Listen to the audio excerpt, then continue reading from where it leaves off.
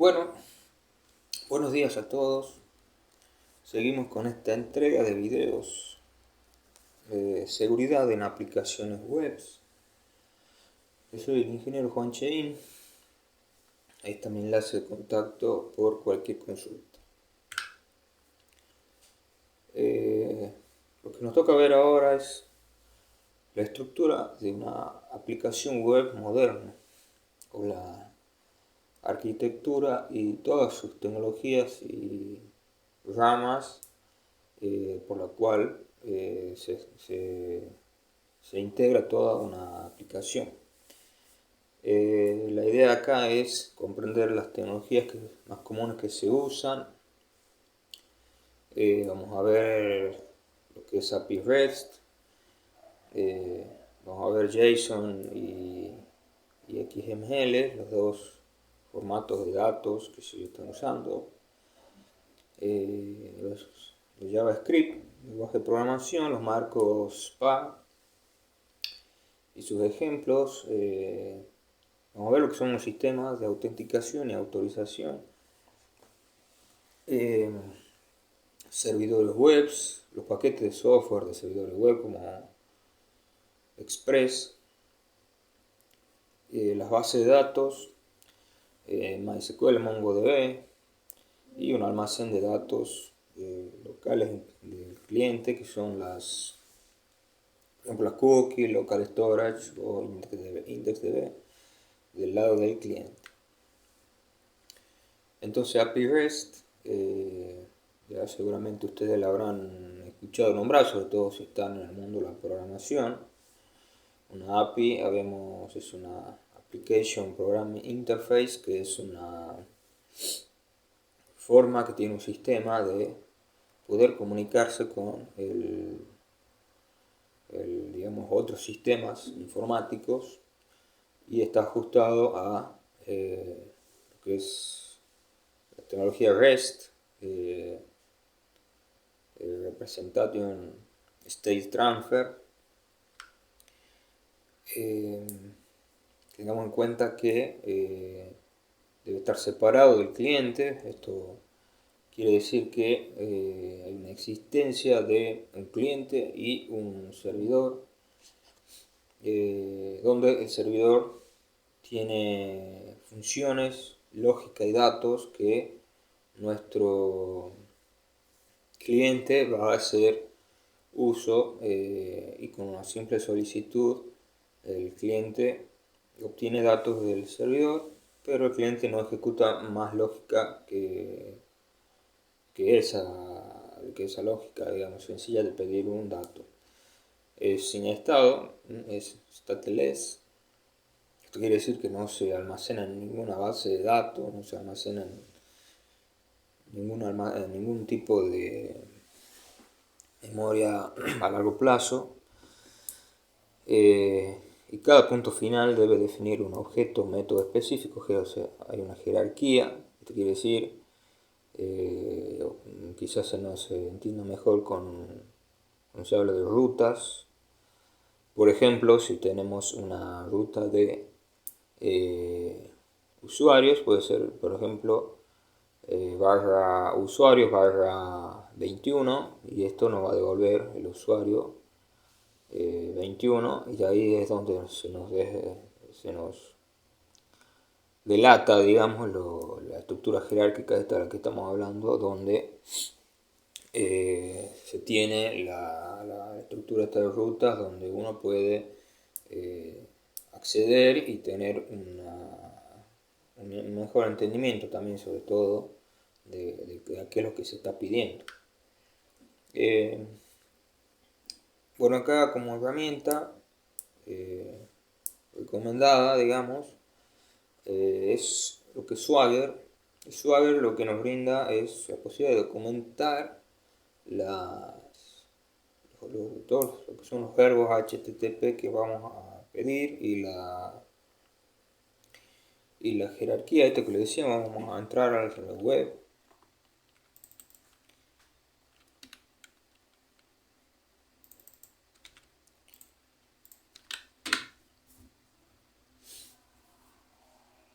vamos a entrar a la parte de Swagger UI y vamos a ingresar a lo que es una versión demo, para mostrar el ejemplo en esta clase. Este es un ejemplo de Swagger, de una tienda de mascotas, donde acá tenemos por ejemplo lo que dice pet, que es una mascota por ejemplo, y acá tenemos la estructura jerárquica que veníamos diciendo. Tenemos el verbo post, y la ruta sería barra, o sea, la ruta a la API tenemos lo que es el pet, que es digamos, la mascota, con el ID de esa mascota y un logo de imagen que nos indica que esa ruta es para subir una imagen, digamos. Después acá tenemos dos rutas repetidas, pero vemos que uno es un post y el otro es un put, con lo cual se diferencia de una de la otra. Tenemos para agregar, el primero es post, es para agregar una nueva mascota a la tienda, y la segunda es para actualizar una mascota ya existente. Bueno, después tenemos la tienda para acceder a la tienda con las distintas rutas, usuarios. Acá podemos, por ejemplo, en este get podemos poner un usuario y le damos a ejecutar. Y tenemos acá abajo, digamos, nuestra respuesta.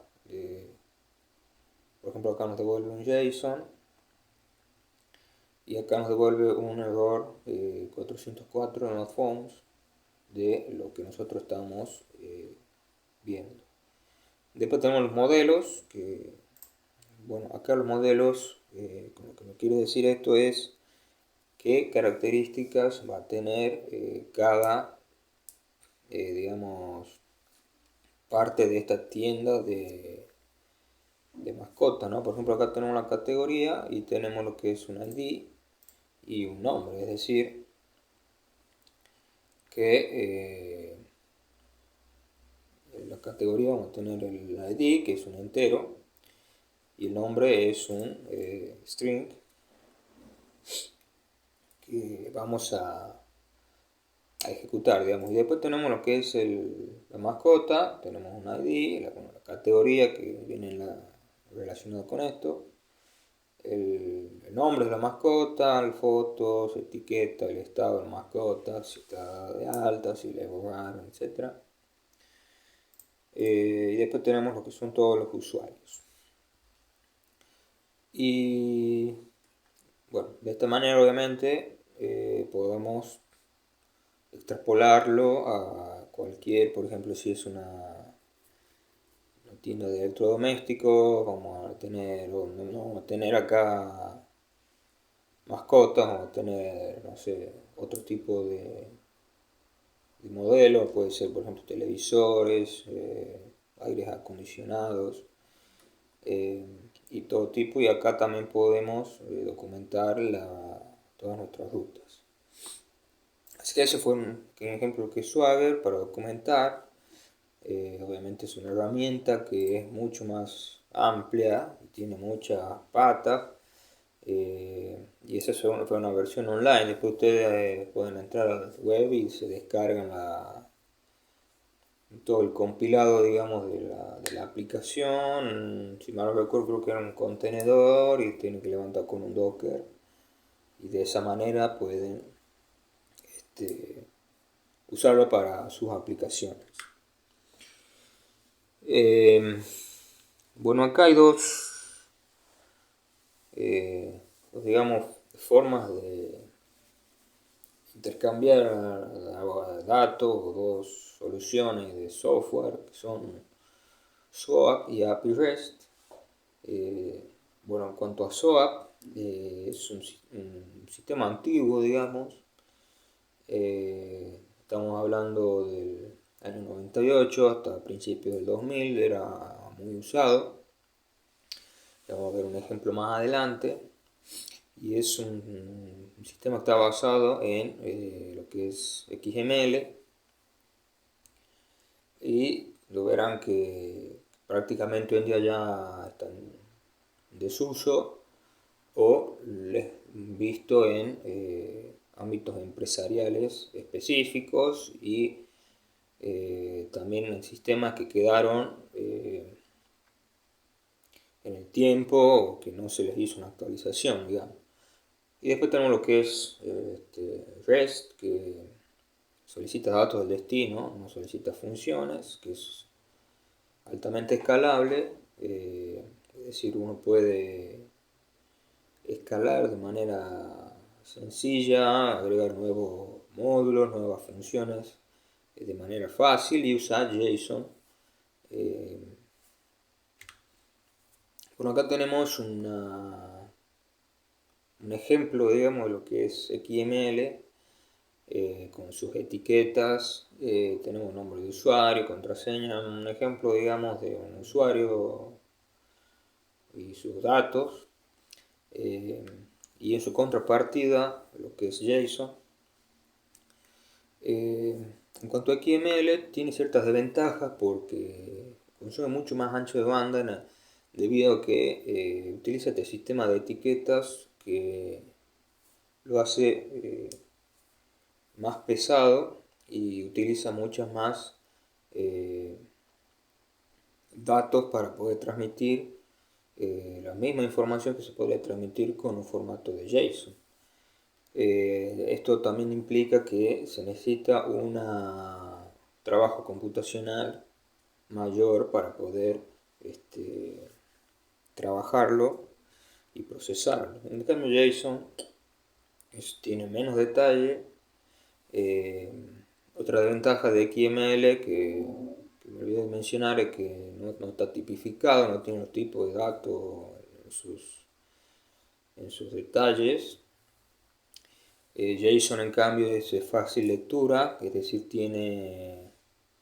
uno lo puede ver y a nivel, digamos, humano es bastante sencillo leerlo, no tiene tanto detalle como XML, lo cual lo hace más fácil de trabajar y además está bastante relacionado, es bastante parecido a lo que son los objetos de JavaScript, lo cual también lo hace bastante similar y de fácil comprensión. Por último les dejo un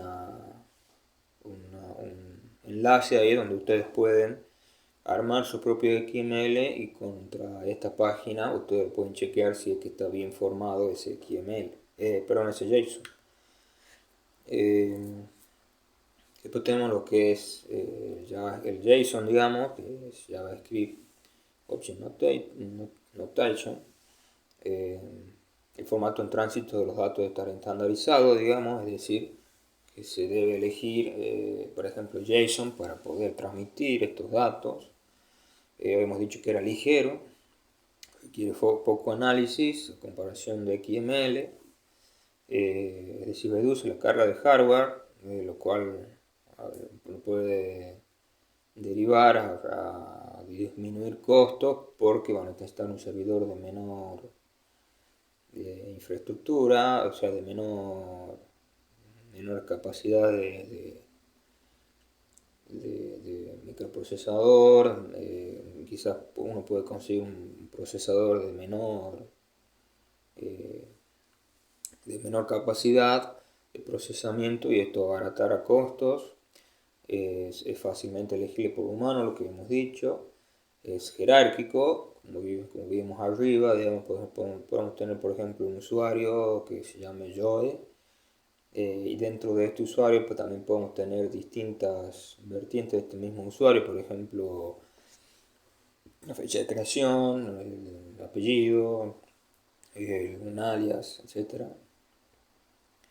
Se representan de manera muy similar a lo que decíamos del objeto JavaScript y los principales navegadores actuales admiten el análisis de JSON de forma nativa, es decir, que todo se está orientando a JSON. JavaScript, que los que ya vienen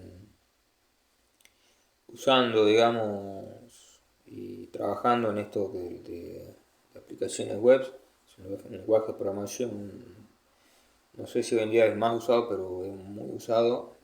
Es el único lenguaje de programación del lado del cliente para navegadores web. Si uno intenta ejecutar PHP o C Sharp en los navegadores web, va a obtener un error. Y ahí tenemos un ejemplo abajo que uno puede ingresar a las herramientas del navegador, entrar a la consola, poner un código, por ejemplo, este código está ahí, que es mostrar un mensaje por consola y nos devolverá un mensaje. Y ahí es donde nosotros podemos comprobar que podemos ejecutar código JavaScript en el navegador. El navegador puede ser Chrome, Mozilla, Opera, etc. El DOM, que es Document Object Model, es una API que nos permite representar e interactuar con documentos HTML o XML. Con ella podemos manipular, digamos, mediante código JavaScript, podemos manipular el DOM, podemos manipular el cuerpo del HTML, podemos modificar el encabezado, el pie de página. Su código debe funcionar de manera idéntica e independiente del navegador en que se ejecute. Si uno ejecuta el DOM, digamos, en Mozilla, en Chrome, tiene que funcionar de manera idéntica.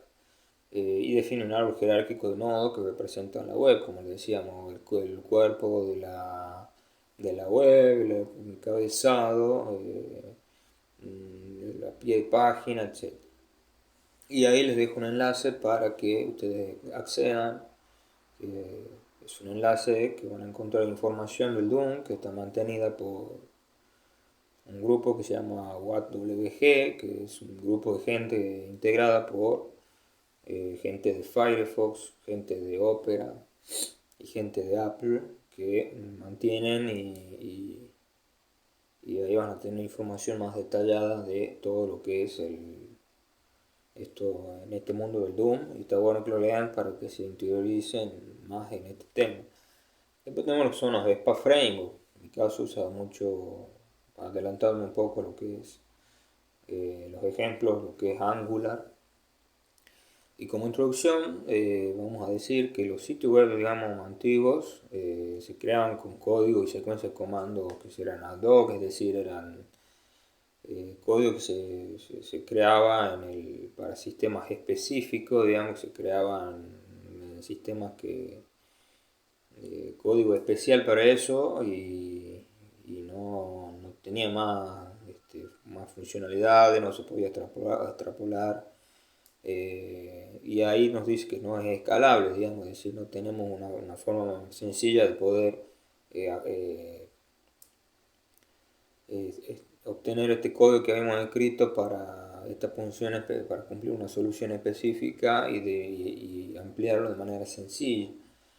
Y después no se puede realizar aplicaciones complejas. Recuerdo que hoy en día las aplicaciones son bastante complejas, usan librerías de terceros, librerías de código hecho por nosotros, entonces las aplicaciones complejas eran prácticamente imposibles porque era mucho código, mucha lógica que había que pensarla, e implementarla y analizarla, y se hacía esto muy tedioso. Entonces se generaron, digamos, lo que son las EPA Frameworks, como React, como Angular, como Vue, y ahí se diseñaron para cerrar la brecha entre sitios web y aplicaciones de escritorio. Recordemos que, por ejemplo, con Angular podemos crear aplicaciones web que se ejecuten en Chrome, por ejemplo, o aplicaciones de escritorio que pueda ejecutarlas, digamos, desde Windows, por ejemplo. Están basadas en JavaScript, como decíamos, JavaScript es ampliamente usado, y tiene una interfaz de usuario utilizables para usarlo en distintas implementaciones de soluciones. Después tenemos lo que son los sistemas de autenticación y autorización. Cuando hablamos de autenticación, identificar a un usuario, es decir, yo soy Joe y me diferencio de lo que es Susan, por ejemplo, dos ejemplos de usuario. es decir, la diferencia entre uno y otro, y decir, que el sistema sepa quién está del otro lado, digamos, del lado del cliente. Y la autorización es a qué recursos tiene acceso. Si yo pido una solicitud a una base de datos, a una imagen, a una característica del servidor, ¿está usted autorizado para realizar esto? Esa es la pregunta básica que hay que hacerse con la autorización. Entonces, a nivel de detalle de la autenticación, es que los sistemas, digamos, viejos eran de naturaleza simple, digamos, lo cual conllevaba muchas fallas, pero en la actualidad ya se usan más otros protocolos como OAuth, y proporciona un token, digamos, de verificación para verificar la identidad de un usuario en un sitio web. Un token es una cadena o puede ser una cadena de texto con números, letras, caracteres especiales. eh, y con este token, digamos, uno puede decirle al servidor, yo soy tal persona, y este token, la idea es que sea difícil de replicar, porque si uno puede replicar ese token y enviar los datos de un usuario, podría estar suplantando, digamos, la identidad de esa persona, y no hay quien dice ser. Autenticación, digamos, básica con HTTP, nombre, usuario y contraseña, lo que seguramente la mayoría de nosotros hemos usado.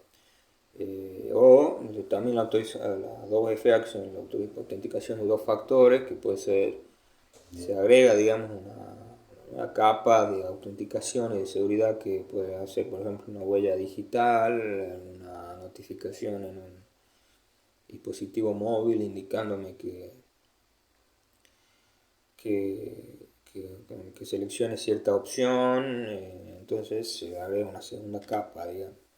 Y la autorización, que es el siguiente paso de la autenticación, determina, digamos, si el usuario tiene recursos, funcionalidades que uno pueda acceder, digamos, configuraciones, por ejemplo, de un perfil, actualizaciones de un perfil, restablecimiento de contraseñas, y las lecturas y escrituras de mensajes privados, etcétera. Todo esto tiene que estar autorizado para que el cliente y el servidor sepan, mejor dicho, el servidor tiene que saber quién es el que está haciendo esto, y chequear que realmente está habilitado para ejecutar esa función. Bueno, después ya dentro de lo que es arquitectura web, vamos a ver los servidores web. Es una aplicación previamente desarrollada, se ejecuta sobre un sistema operativo, está en el centro de datos, y un ejemplo puede ser, por ejemplo, Apache, Nginx, o lo que es Microsoft, que es IIS, digamos. Recordemos que Apache tiene el 50% aproximadamente de la web. Eh, eh, Obviamente, yo creo que si ustedes tienen que empezar por aprender algo, empiecen por Apache, que es el más usado, y después está Nginx también, que es también recomendable, pero tiene algunas funciones que son de pago. Y bueno, lo que es Microsoft no es tan usado, creo yo, porque es de pago, y además está todo restringido a los ambientes de la tecnología de Microsoft. Entonces lo restringe un poco a tratar de utilizarlo con otras tecnologías que son más abiertas, ¿no? Después tenemos lo que son las bases de datos del lado del servidor. El servidor a menudo debe conservar esos datos. Ahí es donde aparecen los discos duros, que son memorias de almacenamiento a largo plazo, es decir, que uno va a desconectar la energía de estos discos duros, y la información se va a mantener en ese disco.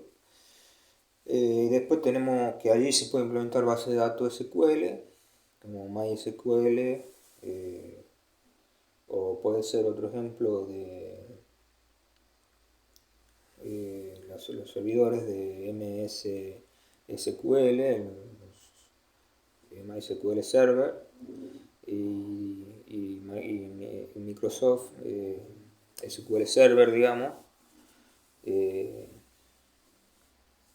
Y después las bases de datos no SQL, que son otro tipo, digamos, o otro enfoque de bases de datos, sí, que son más usados obviamente para grandes volúmenes de datos. Y un ejemplo es MongoDB. Y después tenemos lo que son los almacenamiento de datos del lado del cliente. Se almacenan datos mínimos en el cliente, es decir, siempre hay que tratar de darle al cliente la mínima, digamos, la mínima, digamos, tratamiento y procesamiento de datos. Obviamente también esto se implementa en el lado del servidor, pero del lado del servidor uno puede tener más controlado esto, y el servidor en general es un sistema mucho más potente que el del cliente. Tiene limitaciones técnicas, aquí está esa palabra, y tiene problemas de compatibilidad entre los navegadores. Y puede ser local storage. Bueno, el origen, digamos, tiene que ser el same origin policy, la política del mismo origen, digamos. Y después tenemos lo que es las indexes.db, que es una base de datos implementada en el cliente, que también se puede utilizar para almacenar datos al lado del cliente.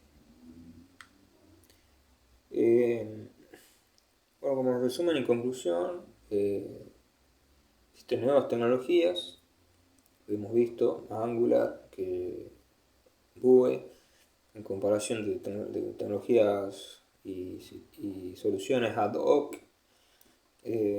mayor funcionalidad, las más formas que existen más formas de ataque, es decir, la mayor funcionalidad que tiene el mayor código que uno va a tener y a mayor complejidad del sistema, esto va a hacer que se pueda, digamos, tener mayor amplitud de ataque y una mayor, digamos, formas y más, digamos, posibilidades de donde uno puede atacar, y entender la relación de la arquitectura y el cliente, el servidor de una aplicación. Es decir, usted hay que entender, digamos, en esta entrega de video, que hay que entender la forma, digamos, y esto es lo que hemos visto en este video, cómo es una arquitectura de cliente-servidor, dónde está montado, si está montado en un servidor, qué bases de datos existen, cómo son las transferencias de los datos, qué tecnología está usando del lado del cliente, del lado del servidor. Entonces toda esta estructura y esta arquitectura, digamos, de la aplicación nos va a dar información de la aplicación que nosotros estemos auditando, ¿no? Así que bueno, gente, hasta acá este video. Vamos a continuar con los otros videos. No olviden suscribirse. Vamos a seguir continuando con los demás capítulos. No olviden leer el libro. Y los veo en la próxima entrega de videos.